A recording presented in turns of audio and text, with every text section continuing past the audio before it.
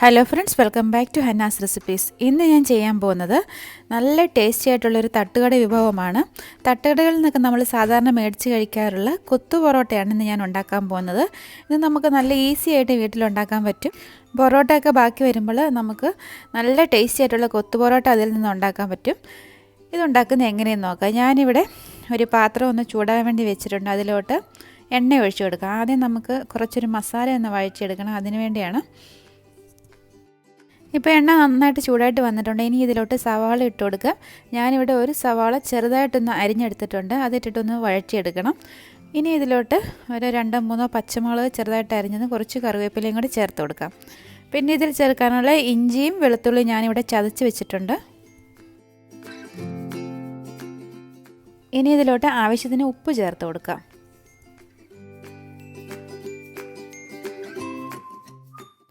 ഇനി ഇതിലോട്ട് ചതച്ച് വെച്ചിരിക്കുന്ന 1 ടേബിൾ സ്പൂണോളം ഇഞ്ചിയും വെളുത്തുള്ളിയും കൂടി ചേർത്ത് കൊടുക്കാം. ഇതെല്ലാം ഇനി നന്നായിട്ടൊന്ന് വഴറ്റിയെടുക്കണം. പിന്നെ ഞാനൊരു 3 പൊറോട്ട ചെറുതായിട്ടൊന്ന് പിച്ചിക്കീറി എടുത്ത് വെച്ചിട്ടുണ്ട്. അല്ലെങ്കിൽ കത്രിക കൊണ്ട് ചെറുതായിട്ട് കട്ട് ചെയ്ത് കൊടുത്താലും മതി. ഇപ്പോൾ ഞാൻ ഇതിലോട്ട് ഒരു 1/4 ടീസ്പൂൺ മഞ്ഞൾപ്പൊടി ഇട്ട് കൊടുത്തിട്ടുണ്ട്. പിന്നെ ഇതിലോട്ടൊരു 1/2 ടീസ്പൂൺ മുളക് പൊടി ചേർത്തിട്ടുണ്ട്. ഇനി ഇതിലോട്ടൊരു 1/2 ടീസ്പൂൺ ഗരം മസാലയും കൂടി ചേർത്ത് കൊടുക്കാം. ഇതെല്ലാം ഇനി തീ കുറച്ച് വെച്ചിട്ട് നന്നായിട്ട് വഴറ്റിയെടുക്കണം. മുളക് പൊടിയൊക്കെ ഓരോരുത്തർ അവരവരുടെ എരിവിനനുസരിച്ച് ചേർത്ത് കൊടുത്താൽ മതി. ഇതിപ്പോൾ അത്യാവശ്യം ഒന്ന് മൂത്ത് വന്നിട്ടുണ്ട്. ഇനി ഇതിലോട്ട് അരിഞ്ഞു വെച്ചിരിക്കുന്ന തക്കാളിയും കൂടി ചേർത്ത് കൊടുക്കുക. ഞാനിവിടെ ഒരു ചെറിയ തക്കാളിയാണ് അരിഞ്ഞെടുത്ത് വെച്ചിരിക്കുന്നത്. അതും കൂടെ ഇട്ട് കൊടുക്കുക. അതും ഇനി നന്നായിട്ടൊന്ന് വഴന്ന് വരട്ടെ. പിന്നെ ഈ മസാലയിൽ ചേർക്കാൻ വേണ്ടി ഞാനിവിടെ ഒരു 3 മുട്ട എടുത്ത് വെച്ചിട്ടുണ്ട്. ഇതിനി നന്നായിട്ടൊന്ന് ബീറ്റ് ചെയ്യാം.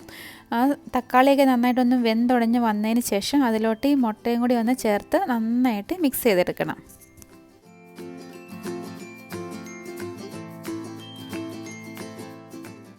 ഇനി ഇതിലോട്ട് നമുക്ക് ചെറിയ പീസസായിട്ട് മാറ്റി വെച്ചിരിക്കുന്ന പൊറോട്ടയും കൂടി ചേർത്ത് കൊടുക്കുക. എന്നിട്ട് എല്ലാം കൂടി നന്നായിട്ടൊന്ന് ഇളക്കി യോജിപ്പിക്കണം. എത്രയും ചെറുതാക്കാൻ പറ്റുന്നോ അത്രയും നല്ലതായിരിക്കും പൊറോട്ടയൊക്കെ. എന്നിട്ട് നന്നായിട്ടൊന്ന് മിക്സ് ചെയ്ത് കൊടുക്കാം.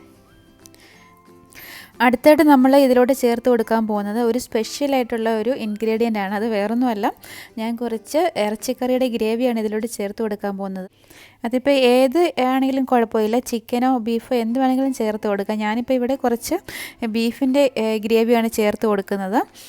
ഇങ്ങനെ ഇറച്ചിക്കറിയുടെ ഗ്രേവി ചേർത്ത് കൊടുക്കുമ്പോഴാണ് ശരിക്കും കൊത്തു പൊറോട്ടയ്ക്ക് ആ പ്രത്യേക ടേസ്റ്റ് വരുന്നത്.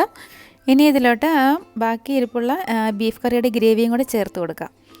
എന്നിട്ട് എല്ലാം കൂടെ നന്നായിട്ടൊന്ന് ഇളക്കി യോജിപ്പിച്ചെടുക്കണം. ഈ കറി ഒഴിക്കുമ്പോഴാണ് ഈ കൊത്തു പൊറോട്ടയ്ക്ക് അതിൻ്റെ പ്രത്യേക ടേസ്റ്റ് വരാറ്. ചിക്കൻ്റെ ഗ്രേവി ആണെങ്കിലും വളരെ നല്ലതാണ്. എന്നിട്ട് എല്ലാം കൂടെ ഒന്ന് നന്നായിട്ട് മിക്സ് ചെയ്തെടുക്കണം. ഇനി ഇതിലോട്ട് അരിഞ്ഞു വെച്ചിരിക്കുന്ന കുറച്ച് മല്ലിയിലയും കൂടി ചേർത്ത് കൊടുക്കുക. ഇപ്പം നമ്മുടെ ടേസ്റ്റി ആയിട്ടുള്ള കൊത്തു പൊറോട്ട റെഡി ആയിട്ടുണ്ട്. ഇനി ഗ്യാസ് ഓഫ് ആക്കുക. ഇത് ചൂടോടുകൂടി തന്നെ കഴിക്കണം. ചൂട് പോയാൽ അതിൻ്റെ ഒരു ടേസ്റ്റ് കിട്ടത്തില്ല. കുട്ടികൾക്കെല്ലാം ഇത് തീർച്ചയായിട്ടും ഇഷ്ടമാകും. ഇങ്ങനെ പൊറോട്ടയൊക്കെ ബാക്കി വരുമ്പോൾ നിങ്ങൾ ഇതൊന്ന് ഉണ്ടാക്കി നോക്കണം. പൊറോട്ടയും ബീഫ് കറിയോ അല്ലെങ്കിൽ ചിക്കൻ കറിയൊക്കെ ബാക്കിയാവുമ്പോൾ ഇതുപോലെ നമുക്ക് കൊത്തു പൊറോട്ടയാക്കി മാറ്റാം. ഇതിൻ്റെ വീഡിയോ നിങ്ങൾക്ക് ഇഷ്ടമായെന്ന് കരുതുന്നു. ഇഷ്ടമായാൽ ലൈക്ക് ചെയ്യാനും കമൻറ്റ് ചെയ്യാനും ഷെയർ ചെയ്യാനും മറക്കരുത്. അതുപോലെ ഹന്നാസ് റെസിപ്പീസ് സബ്സ്ക്രൈബ് ചെയ്യാനും മറന്നു പോകരുത്. വീണ്ടും അടിപൊളിയായിട്ടുള്ള നല്ലൊരു വീഡിയോയുമായി കാണാം. Thank you for watching Hanna's recipes.